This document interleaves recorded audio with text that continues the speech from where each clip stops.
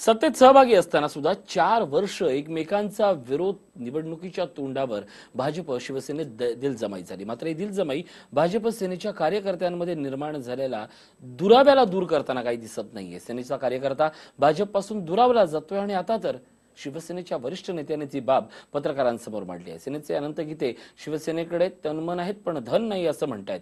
पाहूयात या कुरबुरीच्या पार्श्वभूमीवर हा स्पेशल रिपोर्ट। दिलजमाई नंतरही भाजप सेनेत कुरबुरी। शिवसैनिकांना डावललं जातंय, सेनेची कुरबुरी। अनंत गुढेंनी भाजप सेनेच्या वर्मावरच ठेवलं बोट।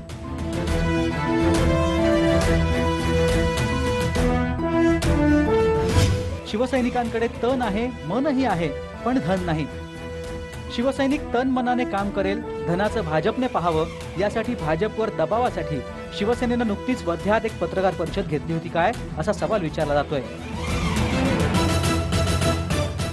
भाजपने शिवसेनेच्या पदाधिकाऱ्यांसह सर्वसामान्य कार्यकर्त्यांनाही विचारात घ्यावं। शिवसेनेला डावलून भाजप निवडणूक लढू शकत नाही, भाजप उमेदवारांनी याकडे लक्ष द्यावं। भाजप यजमान आहे, त्यांनी शिवसेनेला बोलवावं। कार्यकर्त्यांना विचारलं नाही आणि तो घरी बसला तर पंचायत होईल, असा इशारा जणू शिवसेनेच्या अनंत गुढेंनी दिलाय।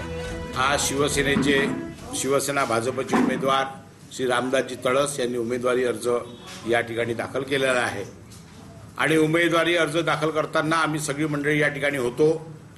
परंतु उमेदवारी अर्ज दाखल करताना जे अनेकांच्या शिवसेनेच्या कार्यकर्त्यांशी कॉन्टॅक्ट व्हायला पाहिजे होते ते या कमी वेळामध्ये झाले नाही।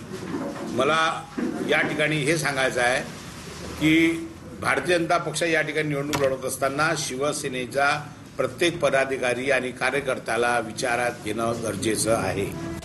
नामांकन अर्ज भरताना शिवसेनेच्या नेत्यांशी चर्चा झाली, मात्र घाई असल्याने काहींशी संपर्क होऊ शकला नाही। शिवसेनेचे नेते आमच्या सोबतच आहेत असा दावा रामदास तळस यांनी केलाय। निवडणूक काळात शिवसेना भाजपमध्ये फूट पडण्याची शक्यता नाही असा दावाही भाजप नेत्यांनी केलाय।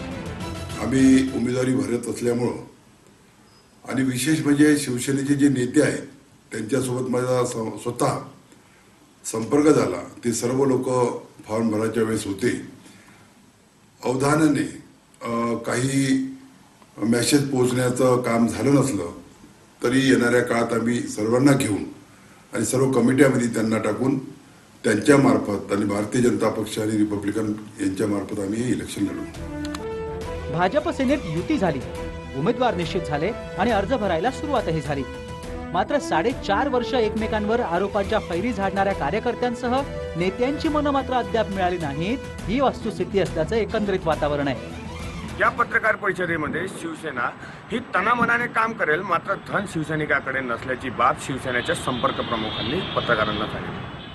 त्यामुळे शिवसैनिकांची ही पत्रकार परिषद भाजपावर धनाकरता दबाव आणण्याकरता तर नाही ना, असा प्रश्न उपस्थित होतो। चेतन राज, TV9 मराठी, वर्धा।